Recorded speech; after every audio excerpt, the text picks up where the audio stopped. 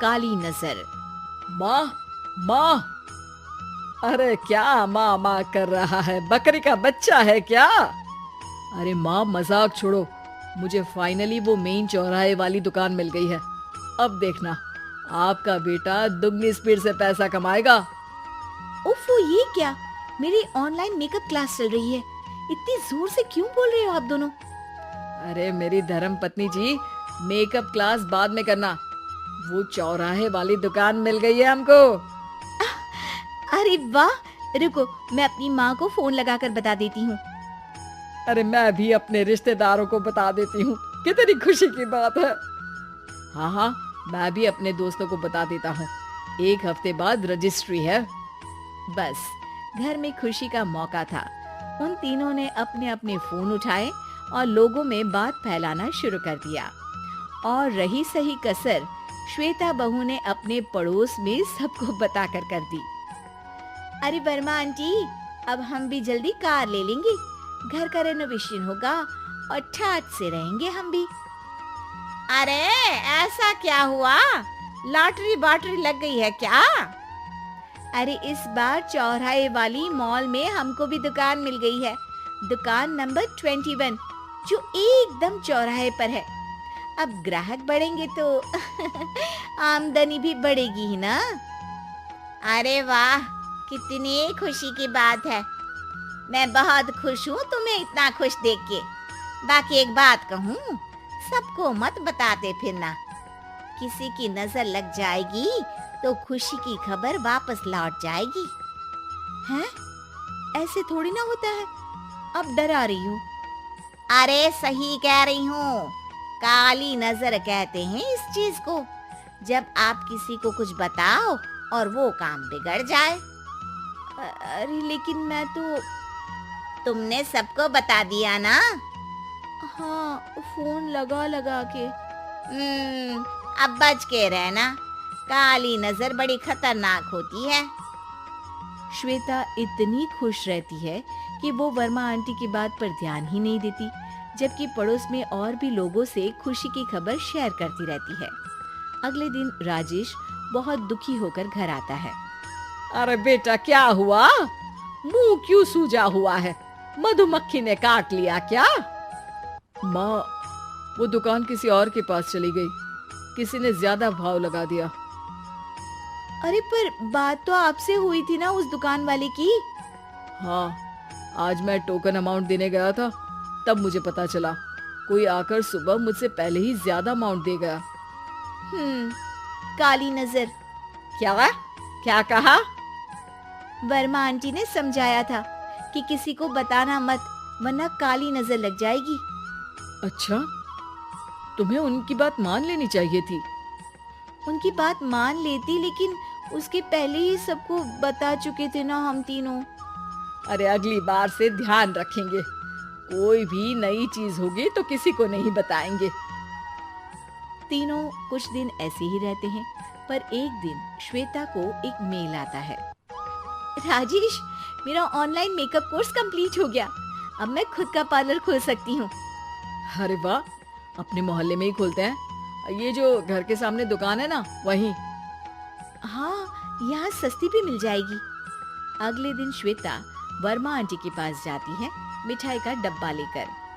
अरे आओ आओ, कैसे आना हुआ? जोर से नहीं बोलूंगी। वो सामने वाली दुकान है ना, वहाँ मैं अपनी पार्लर की दुकान खोलने वाली हूँ। उसकी मिठाई है। अरे वाह, बहुत बधाई हो तुमको। हाँ, मैं कमाने लगूंगी तो राजेश पर पूरे घर का बोझ नहीं रहेगा ना आंटी जी। ये तो है, पर ये बता कि तूने ये बात किसी और को तो नहीं बताई ना? अरे नहीं नहीं, पिछली बार गलती कर दी थी। काली नजर लगी किसी की और राजेश के हाथ से वो दुकान चली गई थी।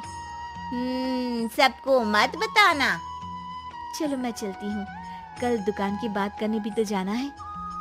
अगले दिन श्वेता दुकान के लिए मालिक से बात करने जाती है।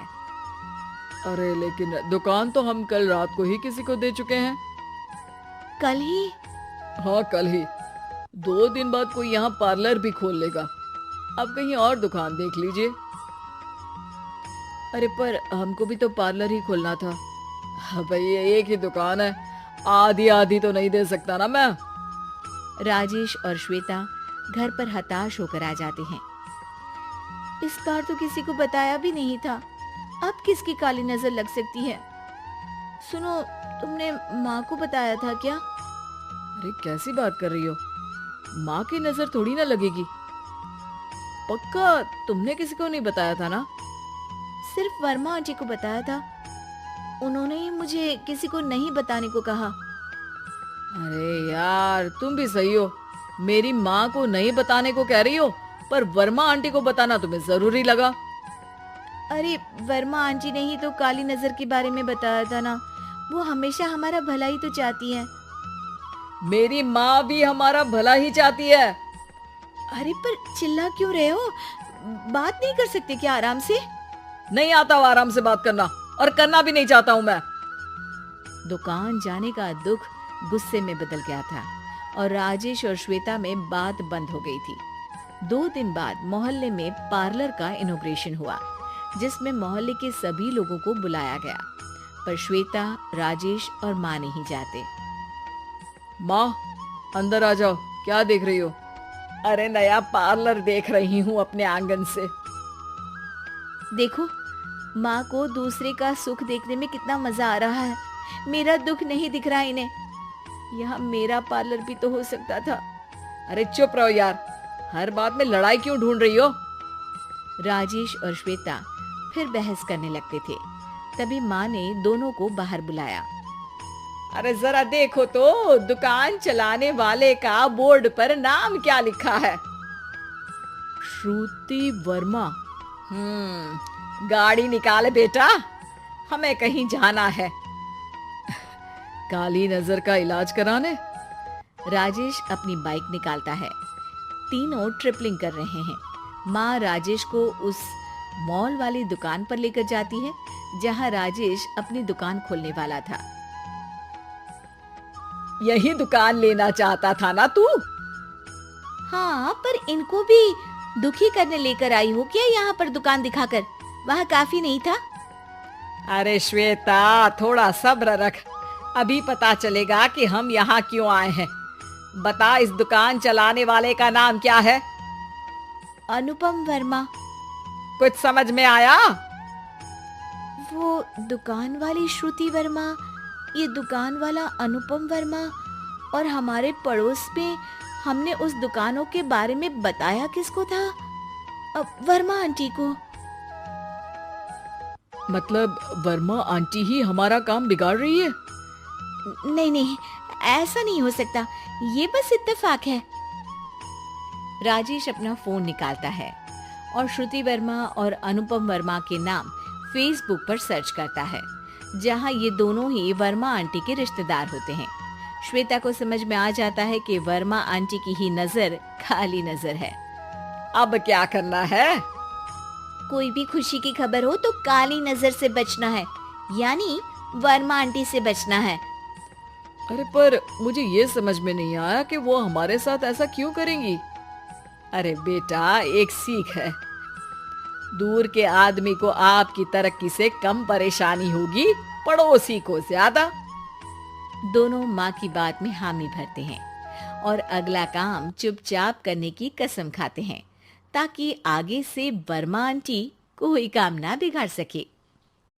वीडियो को यहाँ तक देखने के लिए बहुत बहुत धन्यवाद आपका। इसी तरह की वीडियो देखने के लिए अगर फेसबुक में देख रहे हैं तो फॉलो करिए, और अगर यूट्यूब में देख रहे हैं तो सब्सक्राइब करिए। लाइक करना ना भूलिए, और वीडियो कैसी लगी कमेंट में ज़रूर लिखिए। धन्यवाद। राधे राधे।